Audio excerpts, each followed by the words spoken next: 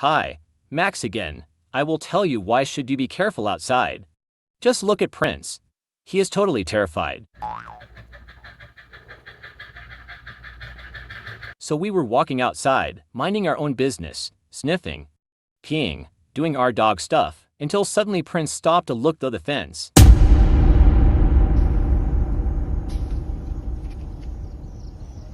He heard something. He was listening and could not believe his little ears what he was about to encounter. What the heck is this? I heard it too, but I am not about to go and look. I would rather pretend I am a log. Let the little one do the testing. Oh, I am angry now. Who could that be? Let me look real mad so I can scare whoever is there. What? Oh heck no.